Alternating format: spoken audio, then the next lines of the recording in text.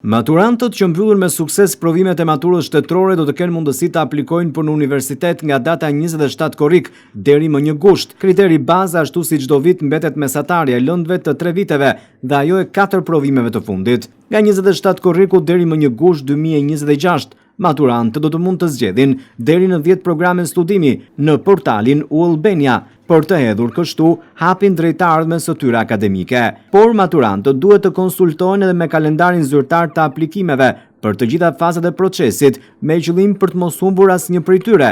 aplikimin, publikimin e renditjeve, regjistrimin dhe raundet e pranimeve. Konkretisht nga data 3 korrik deri në 24 korrik do të kryhet pagesa e tarifave, ndërsa konfirmimi do të bëhet online dhe kohëzgjatja do të jetë 22 ditë. Më pas në 27 korrik nisin edhe raundet e regjistrimit, ku raundi i parë do të zgjas deri në datën 1 gusht dhe aplikimi do të kryhet online për zgjedhje e 10 programeve të studimit që do të zgjas 6 ditë. Më pas në 22 gusht do të bëhet publikimi i renditjes së aplikantëve në U-Albania dhe do të zgjas 1 ditë. Nga 30 gushti deri më 17 shtator do të mund të bëhet pagesa e tarifave dhe konfirmimi do të zgjas online. Kohëzgjatja do të jetë 19 ditë, ndërsa raundi i dytë i regjistrimeve do të nisë më 15 shtator deri më 17 shtator dhe aplikimi do të bëhet online, ku për zgjedhja e 10 programeve të studimit do të jetë prioritare dhe do të zgjas për 3 ditë. 23 shtator do të publikohet renditja e aplikantëve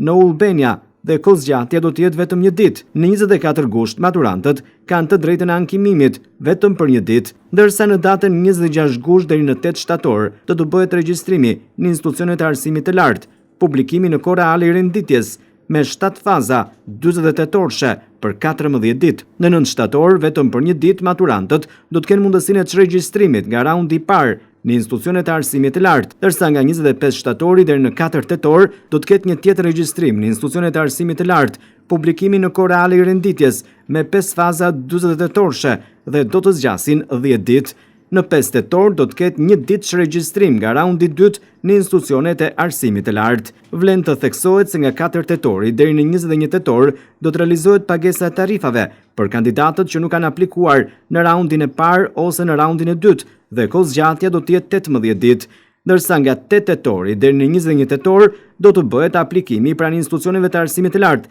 pavarësisht aplikimeve në raundin e parë dhe të dytë dhe regjistrimi nga sekretarit në portalin U-Albania, dhe që kjo procedurë do të zgjas për 14 ditë.